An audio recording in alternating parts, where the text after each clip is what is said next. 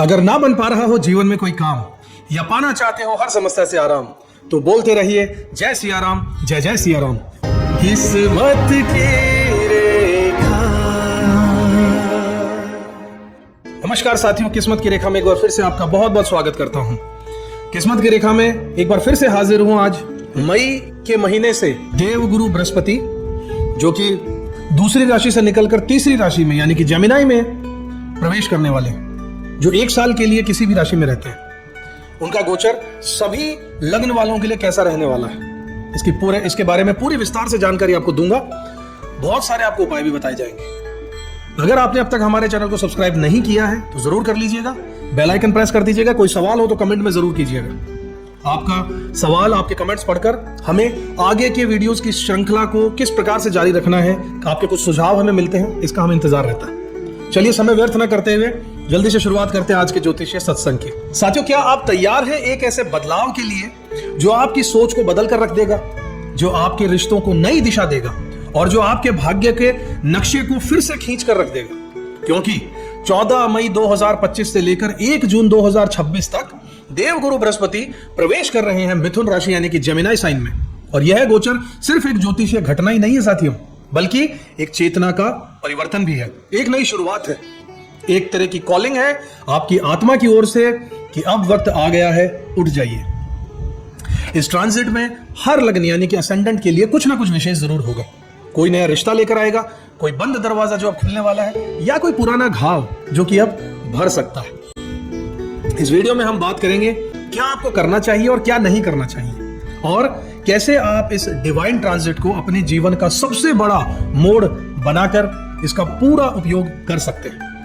तो अगर आप तैयार हैं अपनी इस चेतना को एक नई दिशा देने के लिए, तो यह वीडियो अंत तक जरूर देखिएगा, क्योंकि गुरुदेव आ चुके हैं और अब आपकी बारी है जागने की और इस पल का, इस अपॉर्चुनिटी का फायदा उठाने की। क्या आपकी लाइफ में पिछले कुछ सालों से कई चीजें अटकी हुई, आपको ऐसा लग रहा है कि चीजें अटक सी गई हैं? क्या आप सोचते हैं कि कुछ बड़ा होने वाला है लेकिन अभी तक वो क्लियर ही नहीं हो रहा है? तो जरा रुक जाइए, क्योंकि 14 मई 2025 से लेकर 1 जून 2026 तक बहुत कुछ खास होने वाला है आपके लिए। जी हाँ, देवगुरु बृहस्पति जो आ रहे हैं मिथुन राशि में, इस गोचर और इसका असर हर एक व्यक्ति पर पड़ने वाला है, चाहे वो मेष का हो या मीन का, चाहे उसका लग्न कुछ भी हो या चंद्र राशि। इस सीरीज में हम बात करेंगे हर एक असेंडेंट पर इस गोचर का डिटेल में असर क्या होने वाला है। लेकिन उससे पहले जरूरी है कि हम समझें कि जुपिटर यानी कि गुरु बृहस्पति देव असल में क्या है, जेमिनी में इनका ट्रांजिट इतना महत्वपूर्ण क्यों है, और इसका आम इंसान की लाइफ पर क्या असर पड़ने वाला है।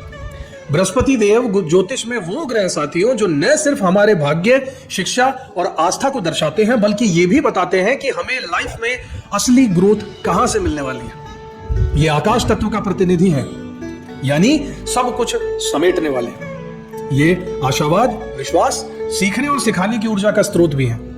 गुरु हमारे पुण्य कर्मों का फल लेकर आते हैं साथियों। गुरु जिस भी भाव में होते हैं वहां पर ज्ञान विस्तार लेकर आते हैं, ज्ञान लेकर आते हैं और ब्रह्म ज्ञान की प्राप्ति देते हैं। अब बात कर लेते हैं मिथुन राशि में इनके गोचर की। अब जरा सोचिए कि एक ऐसा गुरु ग्रह जो गहराई से ज्ञान देने वाला हो, वो जा रहा है मिथुन राशि में, जो खुद ही बुध देव की राशि है, संचार की राशि, कम्युनिकेशन की, नेटवर्किंग की, विचारों की अदला बदली करने से जुड़ी हुई राशि है। यहां जहां पर बुद्धि बहुत एक्टिव रहने वाली है, लेकिन फोकस कभी कभी इधर उधर भी हो सकता है। बुध देव ड्यूअल साइन वाले हैं, भटकाव आ सकता है।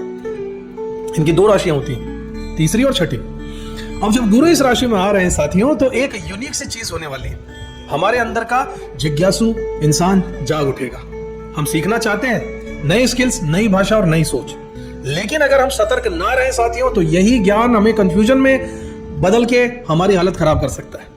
एक चीज को और समझिए कि ये ट्रांजिट अतिचारी गति में होगा। जी हाँ, जुपिटर इस दौरान तेज गति से चलेंगे, जिसे अतिचारी गति कहा जाता है।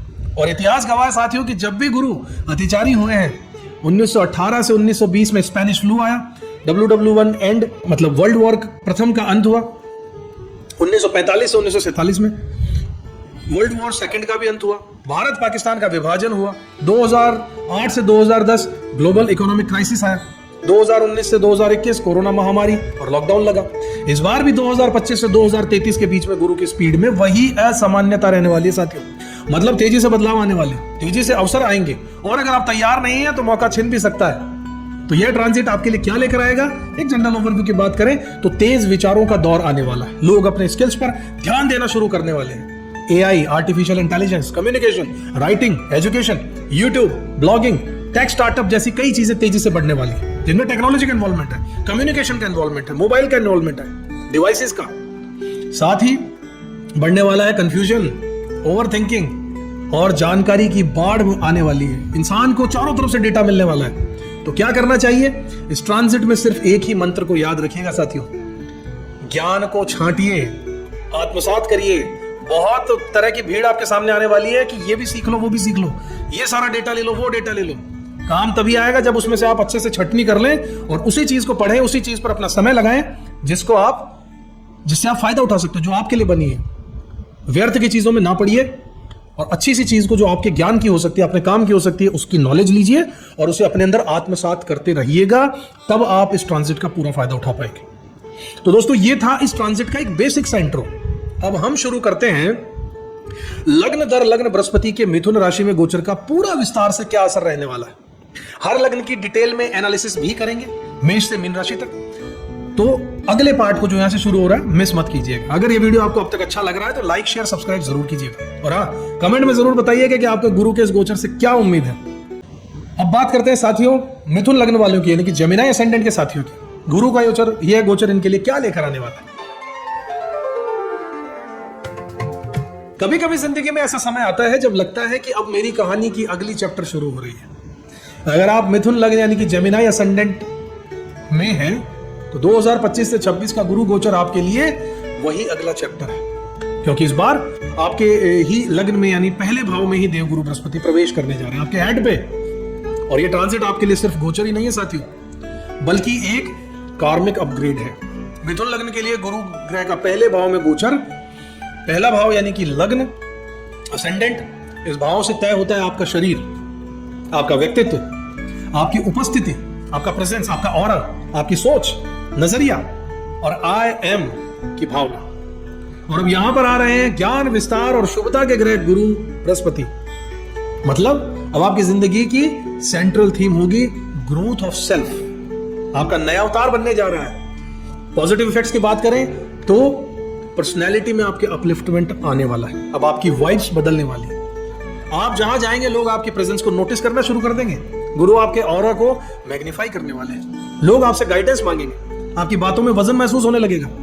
सेल्फ कॉन्फिडेंस आपका बढ़ने वाला है। इस समय आपकी बुद्धि, समझदारी और बातचीत की कला सब कुछ बहुत उभर कर सामने आएगी।